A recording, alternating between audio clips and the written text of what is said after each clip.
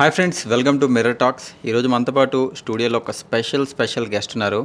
ఆయన ఎవరో కాదు, మీ అందరికీ తెలుసు. ఆయన చూస్తే ఈజీగా గుర్తుపెడతారు. సో మన సన్నీ మాస్టర్, ఆయన కొరియోగ్రాఫర్ కూడా. సో సన్నీ గారితో మాట్లాడేద్దాం. హాయ్ సన్నీ గారు. హాయ్. ఎలా ఉన్నారు? బాగున్నారా? గుడ్, బాగున్నాను. How you? Fine. Happy to see you. ఎందుకంటే యాక్చువల్లీ ఈ reality game shows first start అయింది ఆట. అవును. సో ఏంటంటే ఈ ఆటలో పార్టిసిపేట్ చేసిన వాళ్ళందరూ మాకు ఫ్యామిలీ మెంబర్స్ లాగా అనమాట. సోషల్ మీడియా లేదు కదా అప్పట్లో. సోషల్ మీడియా లేదు. స్కూల్ నుంచి లేకపోతే కాలేజ్ నుంచి వచ్చిన తర్వాత పేరెంట్స్ అందరూ లేదా పిల్లలు అందరూ కలిసి చూసే షో ఇది. అందులో కంటెస్టెంట్లు కానీ లేదంటే మాస్టర్లు కానీ మెంటర్లు కానీ అందరూ ఇంకా మా ఫ్యామిలీ మెంబర్స్ లాగా అనమాట. సో ఇట్లాగా మిమ్మల్ని చూసినప్పుడు ఐ రికాల్ మై మెమరీస్ అనమాట. Thank you so much. So ఎట్లా అసలు ఫస్ట్ ఆటలోకి ఎంట్రీ ఎలా వచ్చింది మీది? 2005 అనుకుంటా. ఆట 1-5 or 4 సంథింగ్ గుర్తులేదు. అయితే హైదరాబాద్కి వచ్చాం. అనంతపూర్ నాది.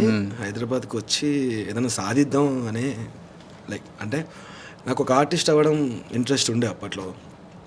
వచ్చినప్పుడు ఆర్టిస్ట్గా ట్రై చేస్తున్న టైంలో కుదరలేదు. అంటే ఆడిషన్స్కి వెళ్తున్నాము అంటే కుదరలేదు. కానీ ఏదో ఒకటి చేయాలి కదా అని. సో నేను 3rd క్లాస్ నుంచే డ్యాన్స్ చేసేవాడిని. స్కూల్ డేస్లో అన్నిటి చేసే స్కూల్ ఫంక్షన్స్ అవి కంపల్సరీ డ్యాన్స్. అంటే భరత్, నా పేరు భరత్ అనమాట. సన్నీ ఇంట్లో పిలిచే పేరు. సో అలా డ్యాన్స్ నాకు ఎప్పుడు ఇంట్రెస్ట్ ఉండేది. అలా ఇక్కడ హైదరాబాద్కి వచ్చాక నాకు ఒక ఫ్రెండ్స్ బ్యాచ్ పరిచయం అయ్యారు ఎస్ఆర్ నగర్లో. సో అక్కడ శ్రీధర్ అన్న అని ఒక అన్న పరిచయం అయ్యాడు. ఆయన అప్పుడే జాబ్ మానేసి ఒక బిజినెస్ చేద్దాం అనేసి ఒక డ్యాన్స్ కంపెనీ పెట్టాడు ఆయన. ఛానల్ డ్యాన్స్ ట్రూప్ అని. ఓకే. సో అన్ని ఈవెంట్స్కి డాన్సర్స్ అన్ని తనే ప్రొవైడ్ చేసేవాడు. అలా ఒకరోజు అందరు కలిసి ఎప్పుడు ఎవ్రీడే కూర్చొని మాట్లాడుతూ డిస్కస్ చేస్తున్నప్పుడు వినాయకుడిని పెట్టారు అక్కడ. నిమజ్జనం జరుగుతుంది. అలానే మాట్లాడుతున్నాం. నిమజ్జనంలో డ్యాన్స్ చేశాను నేను. డ్యాన్స్ చేయగానే నీలో స్టైల్ ఉంది సన్నీ అన్నాడు. అంటే స్టైల్ ఏంటన్నా అన్న. అంటే అందరూ డ్యాన్స్ చేస్తారు, బట్ దాంట్లో ఒక స్టైల్ ఉంటుంది కదా, నీ స్టైల్ ఉంది, చేస్తావా ఈవెంట్స్ అన్నాడు. చేస్తాను. అంటే ఎందుకు అన్న. డబ్బులు ఇస్తాను చేస్తాను. డబ్బులు ఇస్తా అంటే చేస్తాను నేను. సో నేను అక్కడ స్టార్ట్ అయింది కెరియర్ డాన్సర్గా. అంటే సరే చేద్దాం, డబ్బులు అయితే కావాలి కదా అందరికీ. స్టార్ట్ చేసా కెరియర్. అక్కడ నుంచి అదే శ్రీధర్ అన్న, ఓంకార్ అన్నకి పరిచయం అన్నమాట. ఆట అనే ఒక డ్యాన్స్ షో స్టార్ట్ చేస్తున్నారు, రియాలిటీ షో. ఆడిషన్స్ జరుగుతున్నాయి. సో మాదొక డ్యాన్స్ ట్రూప్ ఉంది కదా. సో మా ట్రూప్లో అందరినీ కూడా ఆడిషన్కి పంపించారు. అందులో నుంచి 3 సెలెక్ట్ అయ్యాం. సో ఆ 3 జర్నీ స్టార్ట్ అయింది, ఆట 1. సో ఆ జర్నీ నేను ఆట 1, 2, 3, 4, 5, 6 1 ఓడిపోయా, 2 ఓడిపోయా, 3 ఓడిపోయా, 4 ఓడిపోయా. కానీ ఎక్కడ ఆగలేదు. 5 గెలిచా, 6 గెలిచా. దెన్ ఆట సీజన్ అయిపోయింది. దెన్ ఈ స్టార్ట్ ఛాలెంజ్ మా టీవీలో. 1, 2, 3 3 సీజన్స్ 3 చేశాను నేను. 1 ఓడిపోయా, 2nd season runner-up, 3rd season finalist. So ఇది జర్నీ. అయితే ఇప్పుడు ఆట షోలో ఫస్ట్ డ్యాన్స్ పర్ఫార్మెన్స్కి ఇచ్చిన రెమ్యునరేషన్ ఎంత? అబ్బో, ఆ రెమ్యూనరేషన్స్ అప్పట్లో రెమ్యూనరేషన్స్ గురించి చెప్తే బాగుంది. అంతే, రెమ్యూనరేషన్స్ ఇచ్చేవాళ్ళు.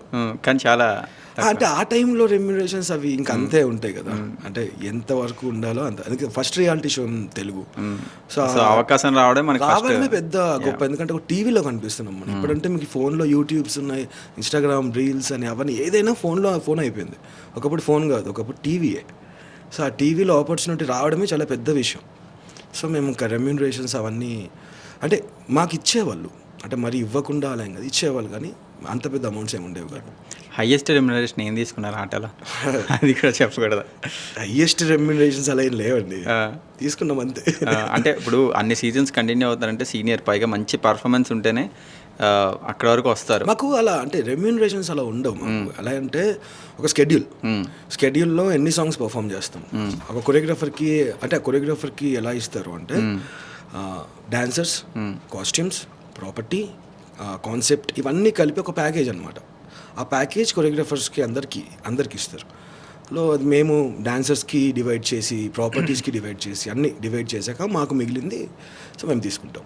Okay. So that's call my అంటే ఆర్ రెమ్యూనరేషన్ అప్పట్లో మా అందరికీ. అండ్ ఇంకొకటి ఏంటంటే చాలామందికి ఇప్పటికీ డౌట్. అంటే బేసిక్గా రియాలిటీ షోస్ వచ్చిన కొత్తలో పీపుల్ అంతా చాలా ఎంజాయ్ చేశారు. తర్వాత number of TV channels, number of reality shows పెరిగిపోయిన తర్వాత డ్రామా ఎక్కువైంది. ఇది నిజమా లేదంటే స్క్రిప్టెడా అనేది కూడా చాలామందికి అప్పట్లో డౌట్ ఉంది. ఇప్పటికి కూడా చాలామంది రియాలిటీ షో అంటేనే స్క్రిప్టెడ్ అంటారు కదా.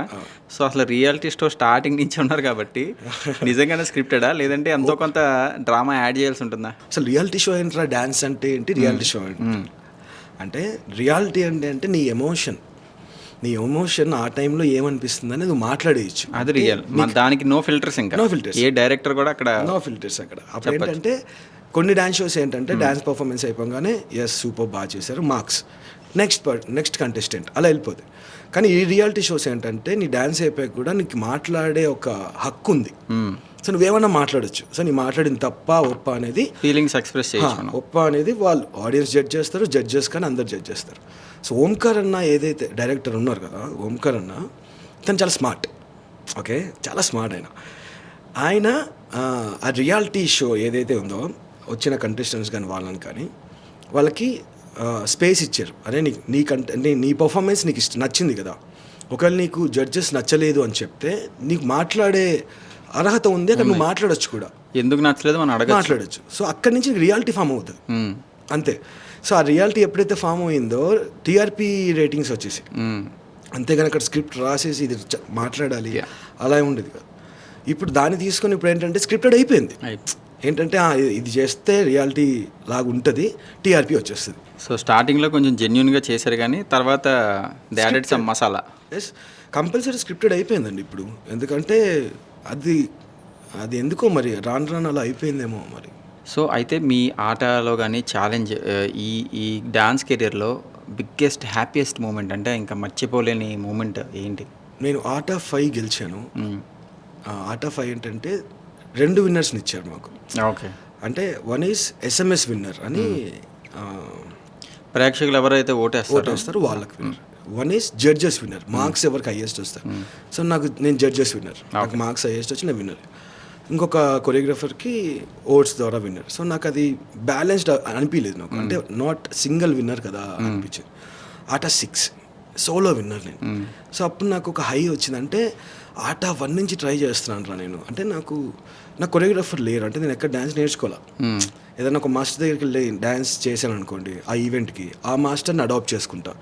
ఈ మాస్టర్ ఇలా డ్యాన్స్ ఆయన స్టైల్ ఇలా చేస్తున్నాడు, ఓకే దాంట్లో నుంచి నేను ఎంత తీసుకోవచ్చు.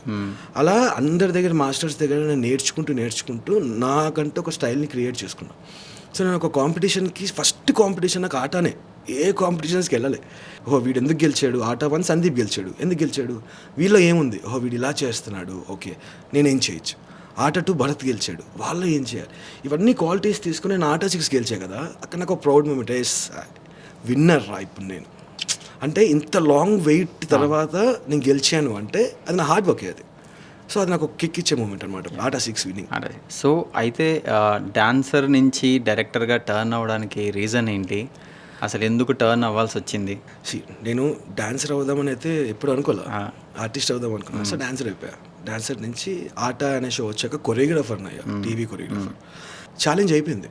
అయిపోయాక నెక్స్ట్ వాట్ అనే ఒక క్వశ్చన్ మార్క్ వచ్చినప్పుడు, నువ్వు ఆర్టిస్ట్గా అయితే వచ్చావు కదరా సన్ని అని నేను అనుకోని, ఆర్టిస్ట్గా ఎందుకు ట్రై చేద్దాం, డ్యాన్స్ అంతా చేసేసే కూడా ఆర్టిస్ట్గా ట్రై చేద్దాం అన్న టైంలో శ్రీధర్ అన్న ఛానల్ డ్యాన్స్ ట్రూప్ అన్న ఏమన్నాడంటే, నేను ఇప్పుడు ఈవెంట్ కంపెనీ అంటే ఎక్స్పాన్షన్ చేశాను, అంటే శ్రేయస్ మీడియా టైఅప్ అయ్యి చేస్తున్నాం ఈవెంట్స్. సో అన్ని ఆడియో ఫంక్షన్స్ మనమే చేస్తాం. సో సన్నీ నువ్వు పర్ఫామ్ చేయి ఆడియో ఫంక్షన్స్లో, నీ కొరియోగ్రఫీ చేసి పర్ఫామ్ చేయి. సో ముందు కూర్చున్న డైరెక్టర్స్, ప్రొడ్యూసర్స్ ఎవరో ఒకరు చూసి అబ్బాయి బాగా చేస్తున్నాడే అని పిలిస్తే నీకు అప్పుడు యాక్టింగ్ ఛాన్సెస్ వస్తాయి, లెట్స్ డూ దిస్ అంటే ఐ స్టార్టెడ్. మళ్ళీ రియాలిటీ షోస్ అయిపోయాక ఆడియో ఫంక్షన్ స్టార్ట్ చేశాను. బాద్షా, షాడో అక్కడి నుంచి స్టార్ట్ చేశాను. చాలా చేశాను, ఎక్కడ అది తగల్లా. అంటే డ్యాన్స్ చూసారా వెళ్ళిపోయి వాళ్ళ సినిమా విజులో వాళ్ళు ఉంటారు కదా సార్, అది నేను అంటే నేను అనుకున్నా ఇప్పుడు నన్ను చూస్తుంటారు వీళ్ళు, రేపు ఫోన్ వస్తుంది, రేపు ఫోన్ ఎప్పుడు వచ్చేది కాదు, ఇది ఏంట్రా ఫోన్ రావట్లేదు. అలా చేస్తున్న టైంలో పెద్ద ఈవెంట్స్ వస్తున్నప్పుడు, మా టీవీ ఈవెంట్స్ అలా వచ్చినప్పుడు కొరియోగ్రఫీకి పిలిచేవాళ్ళు డ్యాన్స్ ట్రూప్స్ అవన్నీ. అప్పుడు చార్మి గారు హీరోయిన్స్ అందరితో నేను పర్ఫామ్ చేసేవాను. అప్పుడు చార్మి గారు క్లోజ్ అయ్యారు బాగా, నువ్వు చాలా బాగా చేస్తున్నావు సని, నీ కొరియోగ్రఫీ బాగుంది, నీ కాన్సెప్ట్స్ బాగున్నాయి. అంటే నాకు కాన్సెప్ట్స్ రాసుకోవడం ఇష్టం, ఓన్లీ డ్యాన్స్ చేస్తే ఇష్టం ఉండదు నాకు, ఆ డ్యాన్స్లో కాన్సెప్ట్ ఉండాలా అనేది ఎప్పటి నుంచో ఉంటుంది నాకు. సో తనకు అది నచ్చాక ఒకరోజు టెంపర్ ఆడియో ఫంక్షన్ జరుగుతుంది. నేను డ్యాన్స్ ఎప్పుడు అంటే డ్యాన్స్ అనేది చేస్తాను కానీ అంటే dance cut paste songs dialogues ఇవన్నీ కట్ చేసి డ్యాన్స్ చేస్తాం, దట్స్ నార్మల్. కాన్సెప్ట్ చేయాలని నాకు ఎప్పుడు ఉంటుంది. ఆ రోజు ఒక కాన్సెప్ట్ చేశాను, యమదంగలో యముడు గెటప్ వేసుకొని యంగు యమ అనే డ్యాన్స్ ఉంటుంది. ప్రాపర్ కాన్సెప్ట్ డైలాగ్ చెప్తాం, అన్నీ చెప్తాం. చార్మి గారు ఇలా చూస్తున్నారు, నేను అబ్జర్వ్ చేస్తున్నా, మాట్లాడారు, క్లాస్ అన్నీ జరిగాయి, అంతే అయిపోయింది. ఇంటికి వెళ్ళిపోయా. నెక్స్ట్ రోజు చార్మి గారి మేనేజర్ కాల్ చేశారు. సన్నీ గారు ఇలా చార్మి గారు మీ నెంబర్ ఇచ్చారు, మేడం ఒక సినిమా చేస్తున్నారు జ్యోతిలక్ష్మి అని, అందులో సినిమాలో కొరియోగ్రఫీ చేయాలంట, ఆఫీస్కి రండి అన్నాడు. నేను కొరియోగ్రఫీయా, నేను ఇంకా ఆర్టిస్ట్గా పిలుస్తాను అనుకున్నానే, అంటే నేను ఆర్టిస్ట్ అవుదామని మైండ్లో ఉంది నాకు. ఐ సెడ్ సరే అండి అన్న. మళ్ళీ చేశాడు ఫోన్, ఏదన్నా ఒక డెమో తీసుకొని రండి, డెమో తీసుకొస్తే నేను చూస్తా అన్నారు.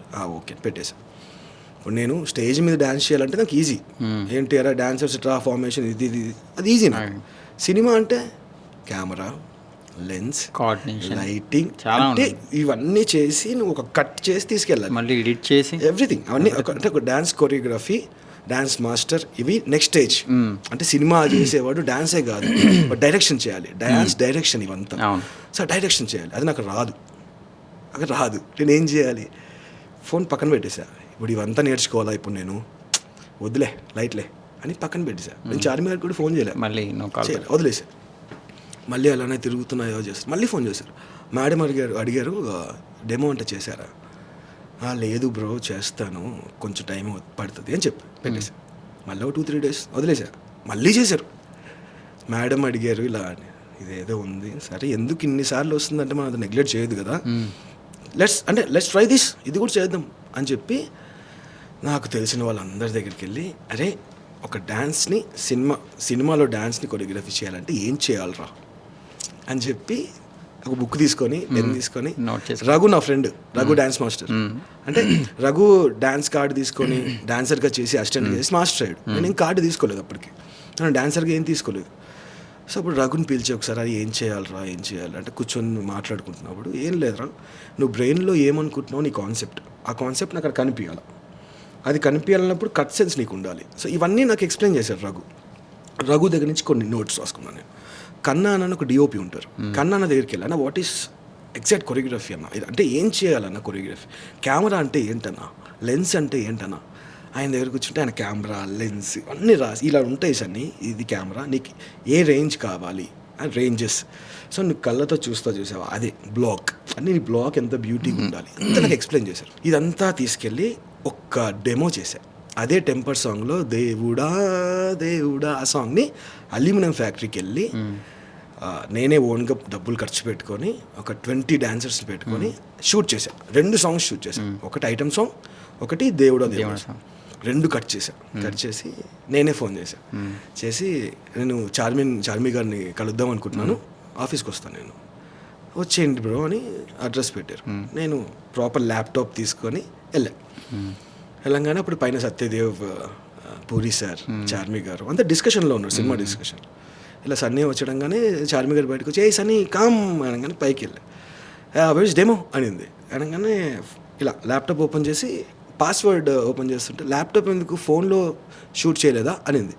ఎందుకంటే you can do in the phone, డబ్బులు ఖర్చు ఎందుకు సన్నీ, ఫోన్లోనే షూట్ చేసి కట్ చేస్తే ఇచ్చేసి నాకు తెలిసిపోద్ది వాట్ ఈస్ కట్ అనేది.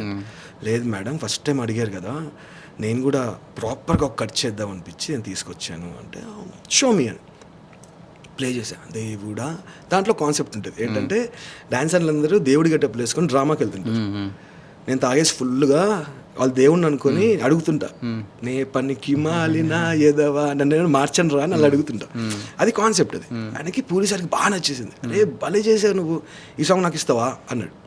యా సార్ పోస్ట్ చేద్దాం, నాకు ఇచ్చే నేను పోస్ట్ చేస్తాను. సో ఆయనకు అలా సాంగ్ ఇచ్చేయగానే నాకు సాంగ్ వచ్చి ఒక సాంగ్ చేయాలి. దెన్ ఐ సెడ్ సార్ సినిమాకి సాంగ్ చేయాలంటే ఒక కార్డు కావాలి, యూనియన్ కార్డు, అది నాకు లేదు, దానికి ఒక ప్రాసెస్ ఉంది.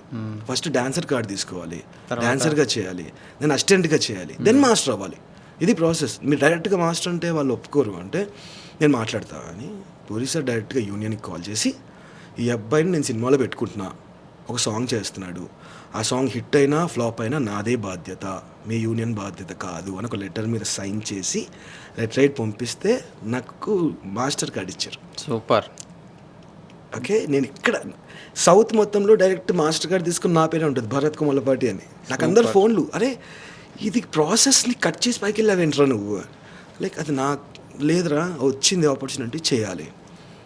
సో అక్కడ స్టార్ట్ అయిన కెరియర్ డ్యాన్స్ మాస్టర్గా సాంగ్ చేశాను. వాట్ ఈస్ కెమెరా ఇవన్నీ నేర్చుకున్న తర్వాత పూరి సార్ పక్కన కూర్చొని మైక్ ఇలా షేక్ అవుతుంది, షివర్ అవుతుంది, యాక్షన్ కట్ బ్యాక్గ్రౌండ్ కెమెరా చెప్పాలంటే లైట్ సౌండ్ ఇవన్నీ చెప్పినప్పుడు మైక్ సార్ మాట్లాడుతున్నారు, అరే అది మాట్లాడుతున్నారు, నాకు మైక్ ఇచ్చారు, మాస్టర్ లెట్స్ డూ ఇట్ అన్నారు. నాకు సార్ పక్కనే కూర్చున్నారు కదా, నాకు లోపల షివర్ అవుతుంది, భయం వేస్తుంది. ఆయన ముందు నేను చెయ్యేసిలా పక్కన ఏం కాదు చేయండి అనగానే స్టార్ట్ చేశాను పాట. సూపర్. నాకు తెలిసి మీ లైఫ్లో ఇది బెస్ట్ మూమెంట్ అనుకుంటా ఇది. అంటే పూరి గారి గురించి చాలామంది చాలా ఇంటర్వ్యూస్లో చెప్పారు, కానీ అంటే అది మనం వీడియోస్లో వినడం ఫస్ట్ టైం లైవ్లో వింటున్నాను ఆయన గురించి. ఆయన ఎంత గ్రేట్ పర్సన్ అనేది సీరియస్లీ చాలామంది అంటుంటారు చాలా ప్యూర్ హార్ట్ ఆయన చాలా ప్యూర్, చాలా ప్యూర్. నేను ఆయనతో ఒకటే సాంగ్ చేశాను నేను. బట్ నేను అంటే మీ ఫేవరెట్ డైరెక్టర్ ఎవరు అంటే నేను పూరి సార్ అని చెప్తాను. ఎందుకంటే అందరు డైరెక్టర్స్తో నేను పని చేయలేదు. బట్ చేసిన ఒక పెద్ద డైరెక్టర్ అయినా కూడా అంటే ఇంత బాగుంటారా, అంటే ఏమీ లేకుండా అంత ప్యూర్గా ఉంటారా. అండ్ అలా ఆయన పర్సనల్గా అలా ఉండడం కాకుండా కూడా ఒక సీన్ని షూట్ చేస్తున్నప్పుడు నేను అక్కడే ఉన్నా. సో సీన్ షూట్ చేస్తున్నారు, మొత్తం ప్రాపర్టీస్ డైలాగ్స్ సత్యదేవ్కి చార్మి గారికి అన్నీ చెప్తున్నారు, అక్కడ సీక్వెన్స్ జరుగుతుంది. పీజీ వింద గారు డిఓపి మాట్లాడుతున్నారు, హ్యాండిల్ చేస్తున్నారు, కెమెరా షోల్డర్ చేస్తున్నారు.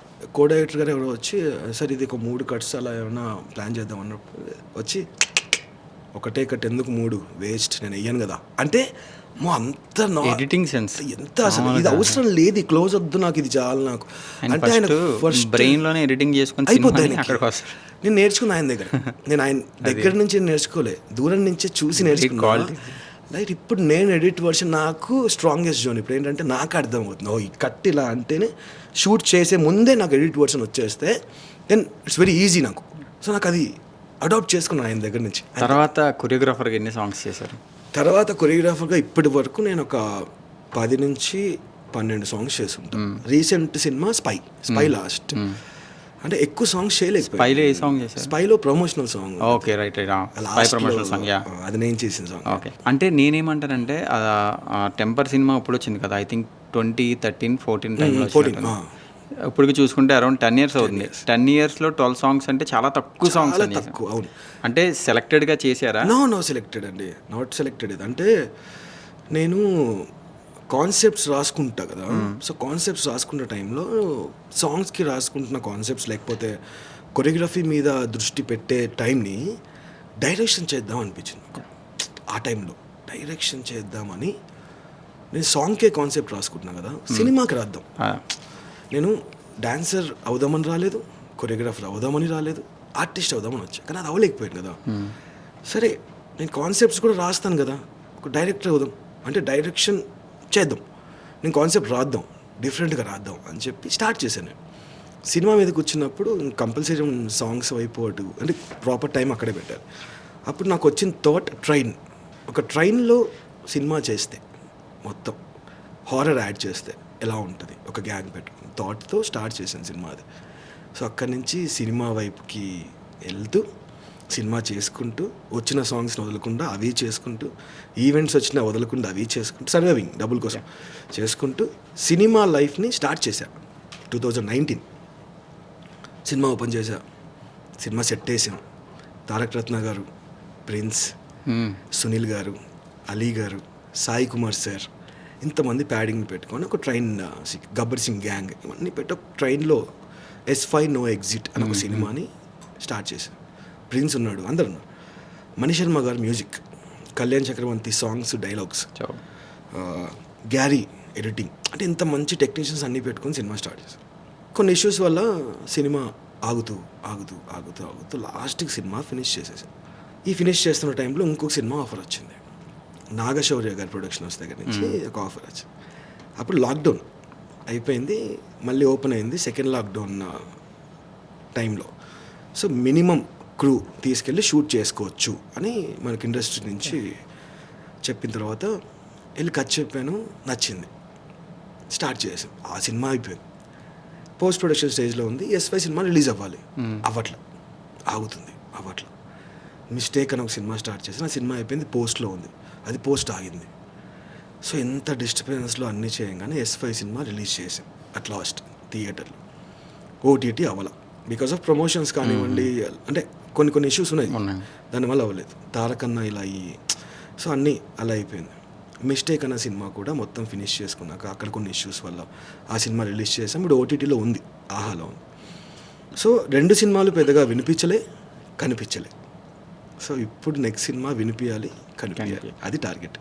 So coming to your family, me family support ఎలా ఉంది అంటే మీ ఫ్యామిలీ గురించి చెప్పండి. నాకు పెళ్ళయింది, 2 పిల్లలు. ఓకే, 2 అబ్బాయిలే, లవ్ మ్యారేజ్. ఓ సూపర్. నేను ఆ ఛాలెంజ్ చేస్తున్న టైంలో ఇప్పుడు నా వైఫ్ ఉంది, తేజామహి గడేకర్ల తన పేరు. తనప్పుడు నాకు డిజైనింగ్ వచ్చింది, కాస్ట్యూమ్ డిజైన్. తను డిజైనింగ్ వచ్చినప్పుడు మాట్లాడుతూ అలా ఆ బాండింగ్ ఏర్పడి లవ్గా మారి ఇద్దరు కలిసి ఇంటికి వెళ్ళి చెప్పి ఒక 3 years తర్వాత ఒప్పించి పెళ్లి చేసుకున్నాం.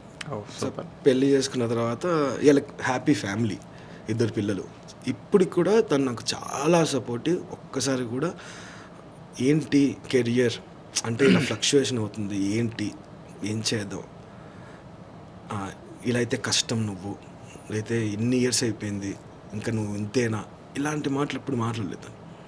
ప్రతిసారి నాకు సపోర్టివ్గానే ఉంది. ఏం కాదు, నీకు టాలెంట్ ఉందని నాకు తెలుసు, ఒకరోజు కొడతావు.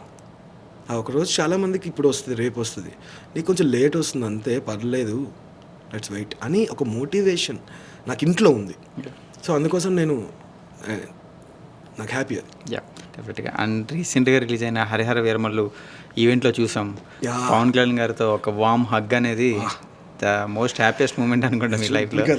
దాని అసలు ఏంటి బ్యాక్ స్టోరీ, ఏం జరిగింది అంటే మాకు చూసింది అంటే విజువల్లో తెలుస్తుంది కానీ దాని వెనక ఏముందో తెలియదు మాకు. సో అసలు ఏం జరిగింది? అసలు ఇది చాలా పెద్ద స్టోరీ బ్రో. అంటే జే మీడియా ఫ్యాక్టరీ ఈవెంట్ చేసింది నరేంద్ర అన్న. సో ఆయన die hard fan of Pawan Kalyan sir. Okay, ఈ హరిహర వీరమల్లు ఆడియోలో ప్రీ రిలీజ్ ఈవెంట్ అనేది ఎప్పటి నుంచో తెలుసు మాకు, బట్ డేట్స్ పోస్ట్పోన్ అవుతూ వస్తున్నాయి కదా. దీన్ని 6 months ముందు రెడీ చేసాం concept.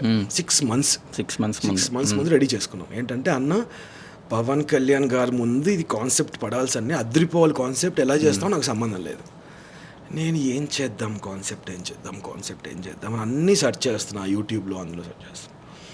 Then I see Pawan Kalyan గారి కొన్ని వీడియోస్ చూస్తున్నాం. అంటే తను సనాతన ధర్మం గురించి మాట్లాడుతున్నారు, తను దానికోసం ఫైట్ చేస్తున్నారు. ఓకే, నేను దీని మీద కాన్సెప్ట్ చేయొద్దు అని ఒక థాట్ వచ్చింది. సో ఐ స్టార్ట్ రైటింగ్ సనాతన ధర్మం అని స్టార్ట్ చేసాను. అన్ని సినిమాలు సాంగ్ కట్ చేసుకొని చేసేస్తే అది వర్కౌట్ అవ్వదు. దీనికి ప్రాపర్గా ఒక మ్యూజిక్ డైరెక్టర్ కావాలి మ్యూజిక్ కొట్టడానికి. అరే నాకు మిస్టేక్కి మ్యూజిక్ చేసిన మనీ జెన్ అని ఒక మ్యూజిక్ డైరెక్టర్ దగ్గరికి వెళ్ళా. కూర్చొని, అరే మనీ నాకు మ్యూజిక్ కావాలరా, పవర్ స్టార్కి చేస్తున్నాం మనం. అన్నా పవన్ కళ్యాణ్ సార్కా అన్నాడు. అవునరా చేయాలి, ఇది కాన్సెప్ట్. స్టార్టింగ్ ఇలా ఉంటుంది కాన్సెప్ట్. దీని తర్వాత ఒక రాక్షసుడు వచ్చి ఇది కాదురా మీరు అంతం చేసేస్తాను అని చెప్పిన తర్వాత, లేదు మా దేవుడు ఉన్నాడు అని చెప్పి ఒక శివుడు రూపంలో ఒక మనిషిని చూపించాలన్న కాన్సెప్ట్. అంటే ఈ సనాతన ధర్మం కాపాడడానికి ఇంకా ఉన్నారు, బ్రతికే ఉంది అని చెప్పడం moral of the concept. Started music start చేశాడు. ఎప్పుడు రాత్రి 9కి 1 గంట అయింది. మార్చు అది ఇది అని ఒక 3-4 వరకు ఒక ట్యూన్ రెడీ అయిపోయింది. ఆ ట్యూన్ బాగుందిరా, ఇప్పుడు దీన్ని లిరిక్స్ రాపిచ్చి పాట పాడిద్దాం అనగానే లిరిక్స్ కావాలి. రంజిత్ అనే ఒక అబ్బాయి, తెలిసిన అబ్బాయి, డైలాగ్స్ లిరిక్స్ రాస్తాడు. ఆర్జీవి గారికి బాగా చేస్తాడు సినిమాలన్నీ. వాడికి ఫోన్ చేశాడు, రంజిత్ నాకు ఇలా కావాలి పవర్ స్టార్ గారికి. వాడు పవర్ స్టార్ ఫ్యాన్. అన్నా నువ్వు పవన్ కళ్యాణ్ అంటున్నావు అన్నా, పవన్ కళ్యాణ్కి నేను ప్రాణం పెట్టి రాస్తా అన్నాడు. వాట్ స్టార్టెడ్ లిరిక్స్ అన్నీ అయిపోయాక ట్యూన్కి లిరిక్స్ అన్నీ యాడ్ చేసేసాం. రెడీ అయిపోయింది కాన్సెప్ట్. రెడీ. ఎప్పుడు ఈవెంట్ అనగానే ఒక ఈవెంట్ డేట్ వచ్చింది. రెడీ రా మొత్తం అనగానే సన్నీ పోస్ట్ పోన్. ఓకే, మళ్ళీ phone ready events, Sunny event మళ్ళీ postpone, Sunny postpone, పక్కన పెట్టేసే కాన్సెప్ట్. ఇంక ఇప్పుడు కాదులే అన్న, ఎప్పుడని చూద్దాంలే. హైదరాబాద్లో 21st July 21st event Hyderabad. ఆ రోజు చేస్తారేమని ఫోన్ వచ్చింది. 21st చెయ్యాలి, శిల్పకళా వేదిక. Okay done. మళ్ళీ ఫోన్ వచ్చి, లేదు వాళ్ళు ఉజ్జయిన్ నుంచి ఏదో గ్రూప్ తెప్పించుకున్నారు, అది కావాలంట. నేను ఇంకా మా ఊరికి వెళ్ళిపోయా, అనంతపురికి వెళ్ళిపోయా. అప్పుడు నా కోడలు అంటే నా చెల్లి వాళ్ళ కూతురికి పేరు పెట్టే ఈవెంట్ ఉండే, వెళ్ళిపోయాను. అది చేసుకొని రిటర్న్ వస్తున్నా. 22nd ఫోన్ వచ్చింది నాకు, 21st ఈవినింగ్ ఫోన్ వచ్చింది. సన్నీ ఈ కాన్సెప్ట్ చేస్తున్నాం వైజాగ్లో రేపు అన్నాడు. అన్నాను రేపంటే కాన్సెప్ట్ ఉంది నాతో, డాన్సర్స్ లేరు, నేను కంపోజ్ చేయాలి, నేను పర్ఫామ్ చేయాలి. నేను పర్ఫామ్ చేసే మైండ్ సెట్లో లేను, ఎందుకంటే నాకు ఒక ఇన్సిడెంట్ జరిగింది రీసెంట్గా. ఆ ఇన్సిడెంట్లో నేను చాలా నా ఇయర్స్ ఆఫ్ కెరియర్లో అంత లో అయిపోయిన సిచ్యువేషన్ అది. ఏమైందండి? ఒక యాక్సిడెంట్ అయింది నాకు, క్రికెట్ మ్యాచ్ ఆడుస్తుంటే. ఓకే కార్ మొత్తం స్క్రాప్కి వెళ్ళిపోయేంత పెద్ద యాక్సిడెంట్ అది. ఓకే. అందులో నుంచి ఇప్పుడు నేను ఇట్లా మాట్లాడుతున్నాను అంటే దట్స్ సెకండ్ లైఫ్ నాకు. సో నాతో ఒక అబ్బాయి ఉన్నాడు, వాడికి ఒక పెద్ద ఇంజ్యూర్ అయింది, స్పైనల్ కార్డ్ ఇంజ్యూర్ అయింది. సో వాడికి ట్రీట్మెంట్ ఇవన్నీ జరుగుతుంటే నా దగ్గరే ఒక సర్వైవింగ్ కోసం నేను డ్యాన్స్ ఆడి డబ్బులు సంపాదిస్తున్న టైంలో మళ్ళీ ఒక యాక్సిడెంట్, పెద్ద యాక్సిడెంట్ అండ్ మరో డబ్బులతో ఖర్చు అయిన సిచ్యువేషన్ కదా. ఫిజికల్లీ మెంటల్లీ కూడా రికవర్ అవడానికి చాలా టైం పడుతుంది, ఎకనామికల్లీ కూడా. అక్కడ నేను లో అయిపోయి అంటే నన్ను ఎవరన్నా వచ్చి ఇట్లా పట్టుకొని ఏం కాదులేరా, ఏం కాదు అని చెప్తారేమో, అంటే ఒక మనిషి కావాలి తోడు అని అనిపించే సిచ్యువేషన్లో ఉన్నా. అంటే నేను మా అమ్మకి నాన్నకి చెప్తే వాళ్ళు ఇంకా లో అయిపోతారు. అరే వీడేంట్రా, నేనే 10 మందికి స్ట్రాంగ్ ఉండాలిరా, మనం స్ట్రాంగ్ అంటే ముందుకెళ్ళాలి ఏదైనా అని చెప్పేటోని అట్లా లో అయిపోయి నేను ఏడుస్తే వాళ్ళు ఇంకా లో అయిపోతారు. సో నేను చూపించలే, నా వైఫ్కి చూపించాను అనుకోండి, తను లో అయిపోదు. సో చుట్టుపక్కల ఎవరికి ఏం చెప్పలేకపోయాను నేను. ఆ లోపల బాధ నాకే తెలుసు, అది ఎవరికి చెప్పలేను. ఆ టైంలో నాకు నిజంగా ఒక హగ్ చేసుకొని ఏం కాదులే అని ఎవరైనా చెప్తే బాగుంటుందేమో అనిపించిన సిచ్యువేషన్ అది. ఆ సిచ్యువేషన్లో హగ్ నాకు చాలా ఇంపార్టెంట్ అనిపించింది. అంటే ఫక్కింగ్ నువ్వు టాలెంటెడ్ రాస్ అని. ఆ టాలెంట్ ఇప్పుడు నేను మీ ఫ్యాన్ని సార్ ఒక సెల్ఫీ అని అడగలేదు నేను. నా టాలెంట్ని చూసి కాన్సెప్ట్ ఆయన పైకి లేసి క్లాప్స్ కొట్టి దా అని పిలిచి ఆ హగ్ ఒక అప్రిషియేషన్ నాకు, నువ్వు పర్లేదు ఇంకా ట్రై చేస్తూనే పో, నీకు తగులుతుంది ఒక రోజు అన్న కిక్యాస్ మూమెంట్ నాకు అది. అంటే ఒక power star aura and deputy CM of Andhra Pradesh ఆ సెక్యూరిటీని ఇలా జరుపుకొని నేను ఇలా రావడం, ఆయన షేక్ హ్యాండ్ ఇస్తే లాగి హక్ చేసుకొని ఇలా కొట్టడం, అంటే ఆ కొట్టడం కూడా నాకు ఏం కాదులే అని ఒక ధైర్యాన్ని ఇచ్చింది నాకు. సో నాకు హగ్ ఓన్లీ హగ్ కాదు, అది it's pure magic and power. ఆ తర్వాత కూడా చాలా మంచి ఇంకా ఎక్కువ ఉత్సాహంతో చేస్తుంటారు నాకు తెలిసి. డ్యాన్స్ అయిపోయాక అది అదే అయిపోయాక పిలిచి అప్రిషియేషన్ నాకు చాలా పవర్ని యాడ్ చేసింది, ఎనర్జీని యాడ్ చేసింది. తనలో ఉన్న ఎనర్జీ ఏదైతే పాజిటివ్ వైబ్స్ని నాకు షేర్ చేసింది కొంచెం. సో నేను ఇంకా ముందుకెళ్ళి ఫైట్ చేయడానికి ఆ హగ్ నాకు చాలా యూజ్ అయింది.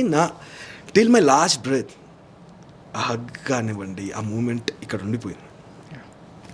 అండ్ వన్ మోర్ థింగ్, ఇందాక చెప్పినట్టు నేను ఎన్టీఆర్ గారి ఫ్యాన్ని, ఇప్పుడు పవర్ స్టార్ పవన్ కళ్యాణ్ గారి ఫ్యాన్ కూడా. సూపర్. సో అది డెఫినెట్గా మీరు అనుకున్నట్టు నెక్స్ట్ మూవీ కూడా మంచిగా రావాలి. అండ్ ఫైనల్లీ యాక్టర్ అవ్వాలన్న అది మట్టికి వదలగండి, మీలో మంచి ఎక్స్ప్రెషన్స్ ఉన్నాయి. అది నేను చెప్పేది కాదు, అందరికీ తెలుసు మీ పెర్ఫార్మెన్స్ చూసినప్పుడు కానీ, లేదంటే మీరు మొన్న చేసిన సాంగ్లో కూడా. సో డెఫినెట్గా యాక్టర్ కూడా ట్రై చేయండి, డెఫినెట్గా మంచి డైరెక్షన్ అనేది స్ట్రైట్ మోటివ్. అది అక్కడ నుంచి నెక్స్ట్ టైం అవుద్దో తెలియదు నాకు, విల్సి ఆ రోజు అయినప్పుడు అప్పుడు మనం మాట్లాడుకున్నాం కదా ఎవరు. విల్సి. Thank you so much. Thank you. మళ్ళీ కలుద్దాం. ఎస్.